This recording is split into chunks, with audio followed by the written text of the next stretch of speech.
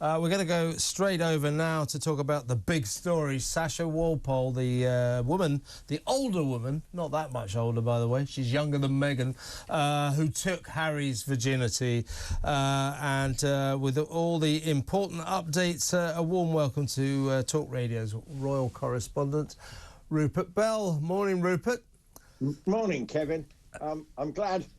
Like Sasha, I hope she's going to be able to put this story behind her and we can move on from what happened in that field all those years ago. We're not moving on yet, Rupert, because we're going to look at some of the highlights from Piers Morgan's amazing interview with Sasha on TalkTV last night. Here we go. Who makes the move? He made the move. Really? Yeah. Yeah. I don't even really know why or what happened. We were just having a cigarette, and then before you know it, it was all happening. What was happening? Well, he just started kissing me, and then before you know it, it was all going on. You start kissing. Are you thinking this is weird? Because you've been really good friends. He is Prince Harry. Yeah, I mean, I didn't see him as Prince Harry. I see him as Harry as a friend, and I think that's, like, quite a big difference. And we were quite drunk. So you just get lost in the moment. But you would be after a load of flaming sambucas and Baileys, yeah? Yeah, and then you get lost in the moment, and then before you know it, it's, and then you wake up and, well... We've actually got lost in the middle of the field. Yeah, well, you get up and then this reality kicks in. Well, hang on, we're moving a bit too fast here. So you go from smoking out the back of the pub to a field nearby? Yeah. Any particular reason, or just... Just to get out of the way of people, I think, because... Presumably his security guys were there, right? Yeah, they were Where were they? They were just in the car park. Do you want to give them a slip? Well, I think we had gone over the fence to have a cigarette away from everyone, because he wasn't really meant to be smoking. So, yeah, we just hopped over the fence. Seemed like a good idea at the time. And the next thing, I mean, did you know as you were in flagrante in the field that he was actually a virgin? No, I didn't. No. I don't know why, but I didn't even think about it because it's never been on my mind before. When did you find out? I mean, was it only really confirmed by the book? No, well, I suppose so 100%, but you kind of, people talk, and then the next day it was apparent that, it was his first. You were the chosen one. I was indeed, yeah.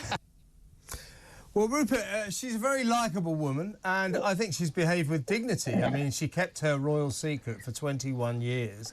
Harry behaved with less dignity and revealed the details. Didn't name her, of course. But, of course, the process began. It's Harry's fault that she's felt compelled to speak out. I mean, she's made a few quid from it here and there, and good luck to her. But she said... Harry might have warned me he was going to write about this. She's got a point, hasn't she? Yes, and I think the thing that's coming through about her, yes, she clearly is someone who's not actually dissing Harry at the time, because he did, and she has always said, he was good fun to be around, and clearly they had a good fun day with all their mates in the pub, and then, as they said, one thing led to another. It was unintentional, it just happened, and... Unfortunately for her, she's saying that every time people knew that it was her, and she was just finding it was actually the reason she came forward, is to stop someone else sort of cashing in, as it were, on her story. And look, she lives now in a fairly simple way. She lives in Wiltshire. As she said, she wants to get back to driving her digger again. And once this is all sort of settled down, she will be able to do exactly that. So I think she has tried to make sure that she comes out of this as best way she can. And she feels by doing this, she said Harry's a changed man. We all know that. But clearly back in the day, he liked a good time. He clearly liked a Baileys or two or whatever else they were drinking at that time. There was, lots of people sneaking over in the field to have a cigarette, and then let's not talk about what they sneaked into the field to have. We know what they sneaked into the field to have. But I wonder, just speculate for a second, we haven't got long left, Rupert, Harry made great players, an older woman, woman of experience. Well, she's not that much older than Harry, only about a year, I believe, and she's younger than Meghan. Well, I think she was just in the circle of friends. Technically, she was an older woman. But I think a lot of people would suggest, and that's why with all the speculation was happening, that it was somebody in the 30s. You'd heard all sorts of names being bandied around.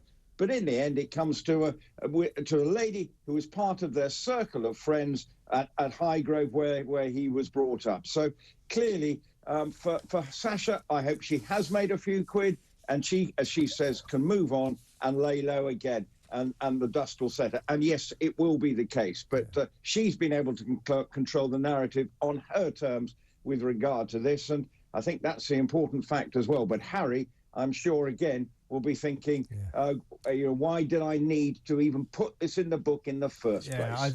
I just hope and pray that Meghan was watching Talk TV last night. Rupert, great to talk to you. That's Rupert Bell.